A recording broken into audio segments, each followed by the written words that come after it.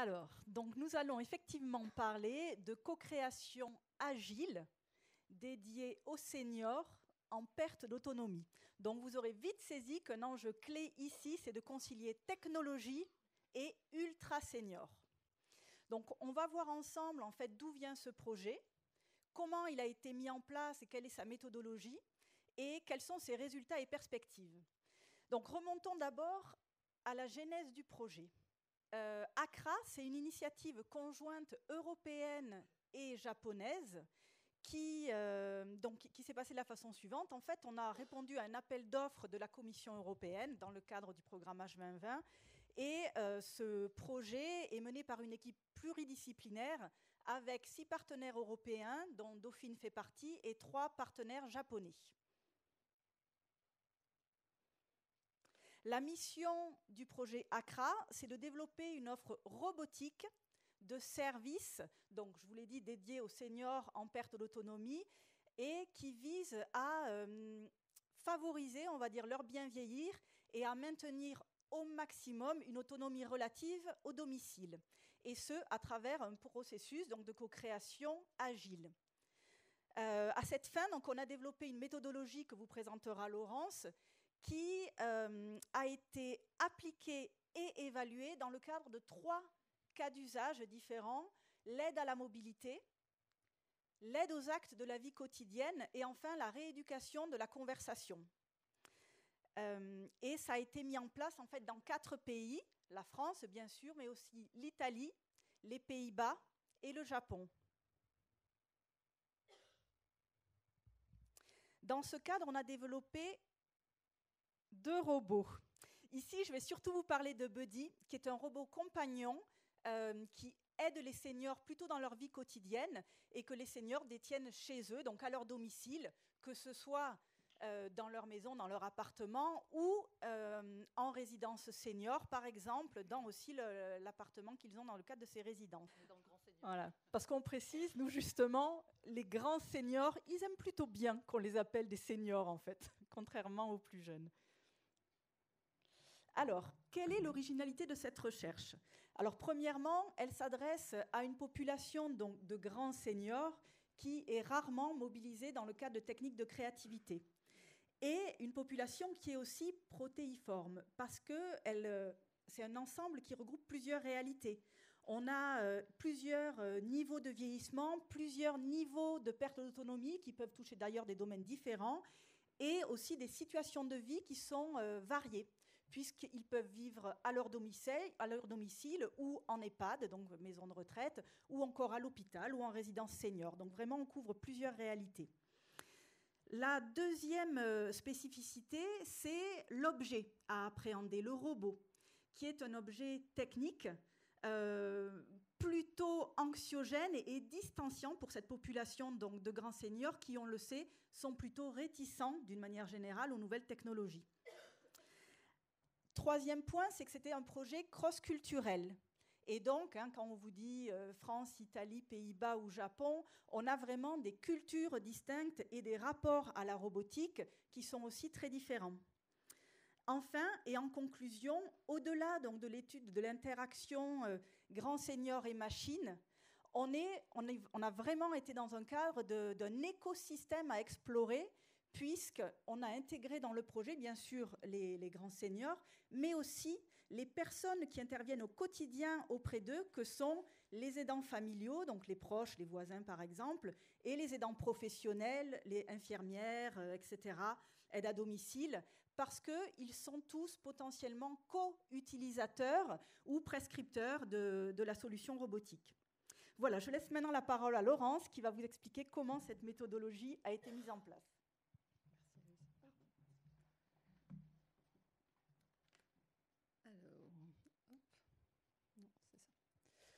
Donc, sur le comment, déjà le comment, je crois qu'on peut dire que ça s'est bien passé. On parlait ce matin d'aventure humaine, et enfin, en tout cas d'humain. Ça s'est vraiment passé comme une aventure humaine, et donc c'est le comment de cette aventure humaine que je vais vous présenter. On a travaillé avec une approche agile et itérative, donc on a travaillé en fait en design thinking sur ce process-là, puisqu'il s'agissait vraiment d'un process d'amélioration continue, Et quand on parle de robotique, l'amélioration continue, la concrétude et le fait d'avancer et d'implémenter à chaque fois des améliorations sur une machine, ça a vraiment du sens. Donc on a commencé, je vais vous montrer la big picture en 4 points, on a commencé très simplement, comme on le fait souvent dans des démarches d'innovation, par explorer, comprendre, s'immerger dans cette population. Et donc on a commencé par une étude de besoins à travers 30 entretiens qui ont été menés auprès des seniors et auprès des aidants familiaux et des aidants professionnels pour comprendre quels étaient les besoins aujourd'hui en matière d'un robot domestique. Ensuite, et ce sera le cœur de la présentation, on est parti en co-création. En co-création, donc je vais vous présenter les cycles itératifs qu'on a réalisés, mais l'idée, c'est toujours la même. On a une phase où on va co-créer des solutions, on va développer ces solutions et on va tester ces solutions. Donc on a des boucles d'itération comme ça qu'on produit et qu'on reproduit jusqu'à arriver à quelque chose de satisfaisant, même si on reste dans cette amélioration continue. Troisième point, on fait une expérimentation. Donc vous l'avez vu, on était aux Pays-Bas et ça donne aussi la dimension internationale de cette étude. On va expérimenter, on va mettre Buddy dans les établissements au sein de certains foyers. Donc on a expérimenté ça auprès de 30 personnes âgées par pays qui ont pu aussi au quotidien voir Buddy. Et vous l'avez vu, hein, créer des liens assez forts parce que pour caresser des robots, je peux vous dire qu'au tout départ, quand on a commencé cette aventure, on n'imaginait même pas. Donc voilà, on voit aussi le lien qui se crée au domicile quand on est vraiment dans cette situation in situ, comme on aime à le faire en ethnographie. Et puis dernier point, étude d'impact et de potentiel. Donc là, on mène, et c'est une phase qu'on réalise actuellement, donc une phase quantitative auprès de 300 personnes par pays. Donc on est sur 900 personnes, un bel échantillon pour comprendre à la fois quel est le potentiel de ce business model, hein, définir ce business model, et voir aussi l'impact sur les systèmes de santé d'un tel type de produit. Alors, les facteurs clés de succès d'une approche en design thinking, hein, il y a toujours quelques mots clés ou quelques mots en tout cas importants dans le design thinking, mais ce qu'il faut avoir en tête, c'est que pourquoi ça marche ces processus d'innovation? Ça marche parce qu'en fait, on va réunir autour de la table les bonnes personnes. Alors, les bonnes personnes, c'est toujours très subjectif, hein, les bonnes personnes par rapport au sujet auquel on s'intéresse. Donc là, en l'occurrence, la personne finale à qui c'était destiné, ce sont effectivement les grands seniors et leurs aidants, qui sont aussi très importants. On va les réunir avec des personnes qui ont la connaissance du marché, donc Dauphine Marketing Senior, qui est ici et donc qui connaît bien ce marché, et donc la partie recherche, qui va pouvoir, sur un sujet pareil, comprendre aussi la viabilité de cette offre marketing par rapport à ce qui existe aujourd'hui et par rapport à ce qui existe dans chacun des pays. Et ensuite, on va croiser tout ça avec les derniers interlocuteurs qui nous ont accompagnés dans cette aventure. Et on parlait de culture et d'acculturation tout à l'heure, notamment d'anthropologie. Quand il faut s'acculturer sur un processus comme ça, assez rapide, à la culture des startups qui vont développer non seulement le robot, mais les services à l'intérieur du robot, il y a un réel enjeu de mettre à la fois la recherche, à la fois le marketing et à la fois les startups autour de cette population senior et aidant. Et donc, au cœur en fait, de ces 3 populations, on va avoir l'expérience du robot Buddy et on va travailler vraiment en intelligence collective avec chacun nos casquettes, chacun nos spécificités, nos expertises, mais toujours dans le but d'améliorer ce service-là et de faire en sorte que Buddy, demain, réponde vraiment aux besoins des utilisateurs. Et puis ce qu'on ne voit pas ici, c'est le CCAS d'Antibes. Alors tout à l'heure, vous verrez les photos, mais c'est aussi avoir un facilitant local, c'est-à-dire que pour approcher ces populations, on le verra, la confiance est vraiment un enjeu clé, l'empathie. Comment est-ce qu'on va faire en sorte que des seniors soient suffisamment en confiance pour rentrer dans cette aventure, pour poursuivre cette aventure qui va durer plusieurs mois, avec des moyennes d'âge pour les sessions de co-création qui tournent autour de 92-95 ans. Vous voyez, vous rentrez dans une aventure comme ça, vous savez que vous allez revoir ces personnes 2 ou 3 fois dans l'année ou dans les années qui viennent. Il y a un réel enjeu de créer la confiance et les embarquer dans cette aventure-là. Et puis, les petits drapeaux qui sont hyper importants parce qu'il y a un enjeu de passer à l'échelle, il y a un enjeu de culture. Donc, quand on fait des sessions comme ça et qu'on est en France et qu'on fait le groupe pilote et qu'on se dit qu'il va falloir reproduire ça en Italie, aux Pays-Bas, vous avez vu, c'est compliqué de comprendre le Netherlands, c'est un peu dur, ou avec nos amis japonais, comment est-ce qu'on intègre ces cultures pour pouvoir dupliquer et être scalable dans le processus. Donc la méthodologie agile et itérative, elle est assez classique. Je l'ai représentée comme la méthode design thinking à l'américaine. J'aurais pu faire l'anglo-saxon avec le double diamant, mais en tout cas le processus est toujours le même. On a cette première phase de compréhension. Donc là, tel que vous nous voyez, on est en train de découvrir Buddy au tout début de l'aventure. On est en train de comprendre quels sont les enjeux autour de ce nouvel objet, en tout cas de Buddy, autour de ça. Ensuite, on fait la phase dont je parlais tout à l'heure, qui est vraiment une phase de compréhension du besoin. Et puis, on se revoit ensemble pour décider des premiers services, ou en tout cas des premières choses qui vont être développées à l'intérieur de ce robot.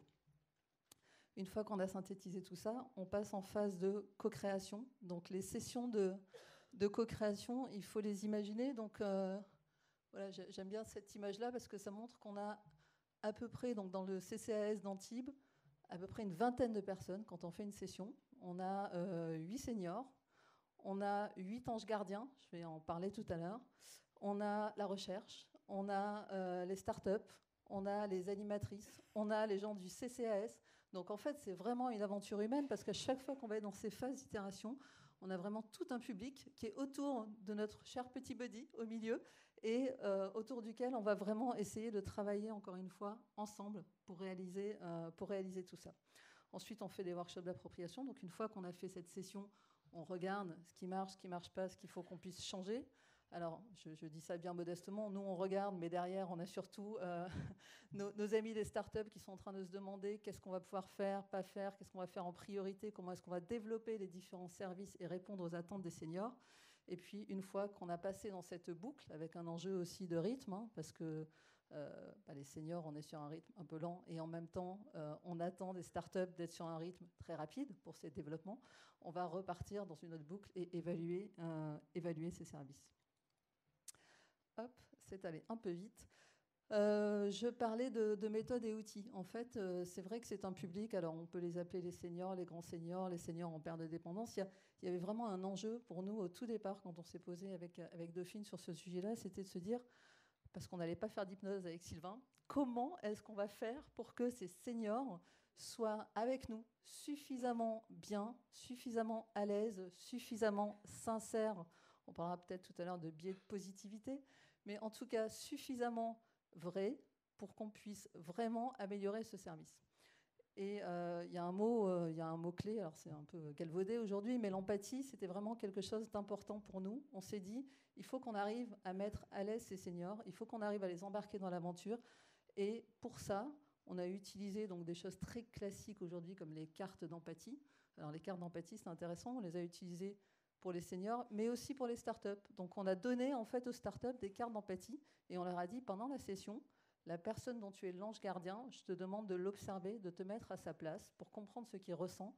Et puis peut-être pour réfléchir avant de lui dire que si tu fais ça sur ton robot, ça va marcher ou pas marcher. Mais en tout cas d'essayer de comprendre aussi le monde vu des yeux de Paulette ou vu des yeux de Jackie, enfin bon bref, des personnes qui étaient avec nous. Et donc l'empathie, on l'a développée aussi avec cet outil qu'on a mis en place tout au début des sessions qui était l'ange gardien. En fait, on a demandé à chacune des personnes, donc des 20 personnes qui étaient dans cette salle, de prendre en charge un des seniors et de faire en sorte que ce senior soit complètement sécurisé et en sécurité avec lui.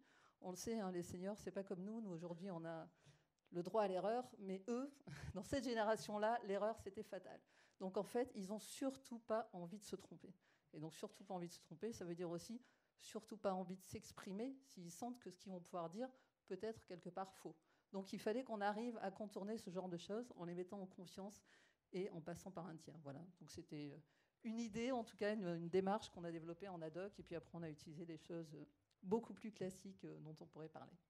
Et je vais laisser donc Denis vous présenter où on en est, où on arrive et l'impact de tout ça. Merci Laurence.